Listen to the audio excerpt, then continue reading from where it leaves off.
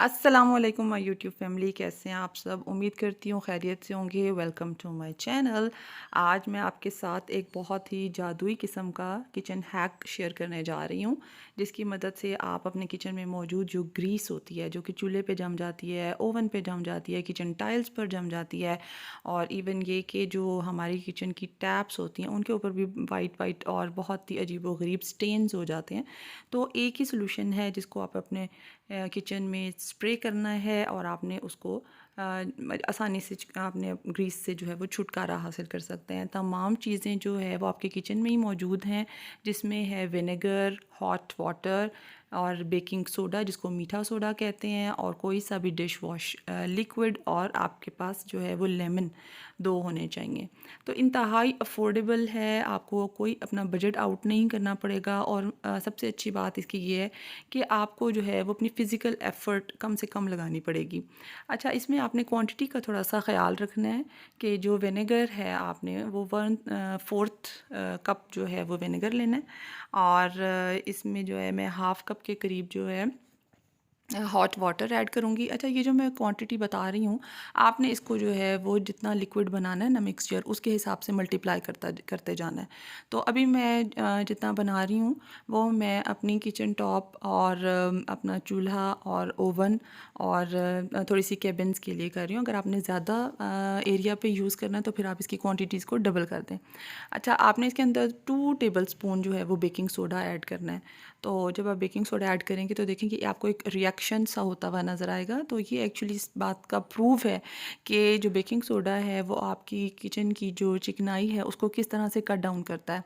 आपने कोई भी आपके पास डिश वॉशर है तो आपने उसका 1 टेबल स्पून भर के इसके अंदर ऐड कर देना है, और आपने एक लीमू जो है वो भी स्क्वीज़ करके इसके अंदर डाल देना है।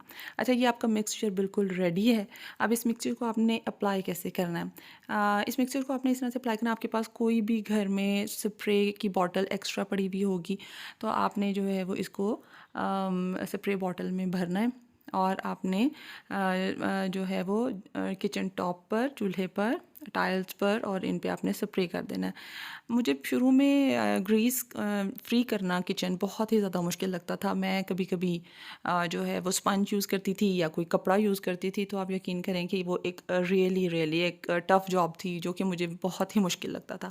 लेकिन ये एक ऐसा किचन हैक है जिसकी मदद से आपको जो है ना ये किचन की डीप क्लीनिंग मुश्किल नहीं लगती, क्योंकि ये जो मिक्सचर है ये ग्रीस को और निशानों को बहुत ही अच्छे तरीके से कट डाउन कर देता है। क्योंकि असल में इसकी जो टेक्निक जो है ना वो जो मुझे समझ आई है वो ये है कि जो है ना बेकिंग सोडा, वो that is alkaline in nature, और जो हमारे जो फूड पार्टिकल्स हैं जिसमें ग्रीस जो है वो होती है, वो जो है वो एसिडिक इन नेचर। तो जिसने भी थोड़ी सी साइंस का जिसको नॉलेज हो तो उसको पता होगा कि जो बेस है वो उसके इफ़ेक्ट को, एसिड के इफ़ेक्ट को न्यूट्रलाइज कर देती है और उसको जो है वो कट डाउन कर देती है। तो हमें ज़्यादा जो है वो घिसना नहीं पड़ता, और हमें जो है वो अपनी फ़िज़िकल एफ़र्ट ज़्यादा नहीं लगानी पड़ती, क्योंकि ये एक केमिकल रिएक्शन होना शुरू हो जाता है, और इस केमिकल रिएक्शन के नतीजे में ही जो ग्रीस है वो ख़ुद ब खुद कट डाउन होना शुरू हो जाती है। अच्छा, ये मैं अपने चूल्हे पे भी देखें अभी क्या हालत हुई हुई है इसकी,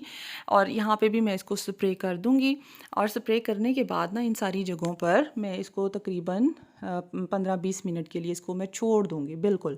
इसमें आप अपना कोई और काम। अच्छा, जब 15-20 मिनट के बाद जब मैंने देखो ये एक मैंने ब्रश से अभी सिर्फ ये चेक करने के लिए कि ग्रीस जो है वो कट डाउन होना शुरू हो गई है या नहीं हो गई, और मैं इतने हल्के हाथों से इसको मैं चेक कर रही हूँ। इवन आप बटन्स पे देखें, वरना जो भी किचन में सफाई करते हैं उनको अंदाज़ा होगा कि ग्रीस उतारना जो है वो एक अच्छा खासा मुश्किल काम है। तो ये आराम से जो है ना वो ग्रीस उतर रही थी, और फिर मैंने जो है ना वो एक स्पंज लिया। स्पंज के साथ जो है ना वो मैंने अच्छी तरह साबुन के साथ इसको साफ़ किया, क्योंकि मैं ये चाह रही थी कि कोई भी पार्टिकल्स वगैरह जो हैं वो इस पे ना रह जाएं और मेरी डीप क्लीनिंग हो जाए। और इसी तरह से मैंने सारी जगहों को जो है वो साबुन के साथ भी मैंने कर लिया।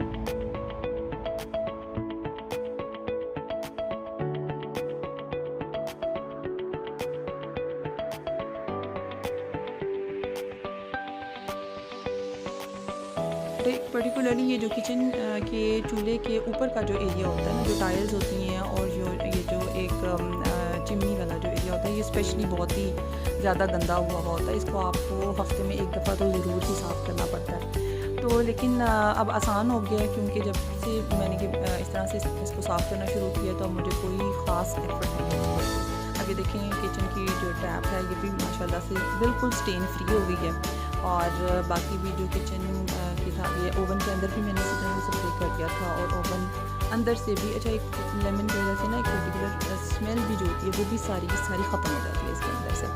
और इतना ड्राई और जो है ना वो, और विदाउट एनी ग्रीस आपको जो है ना वो किचन मिल जाता है, और आपको एफर्ट भी कम करनी पड़ती है। तो ये शुक्र है अल्हम्दुलिल्लाह, आप ये टिप आजमाएँ और आप दुआएं देंगे कि वाकई ये जो है ना किचन इस तरह से साफ़ करना एक बहुत ही आसान हो जाता है, क्योंकि वरना तो आप सारा दिन इसी में ही लगे रहते हैं। अब ये देखें कि कोई भी आप एक स्टेन भी नज़र नहीं आ रहा, चूल्हा भी माशाल्लाह से इतना साफ़ सुथरा बिल्कुल हो गया था, और एक तसल्ली हो जाती है कि किचन का काम हो गया। और ये देखें, आपको एक ओवरऑल व्यू दे रही हूँ। मुझे उम्मीद है आपको आज की वीडियो पसंद आएगी, आप भी इसको आजमाएं और ज़रूर लाइक और शेयर करें। Thanks for watching my video. Okay जी, अल्लाह हाफिज़।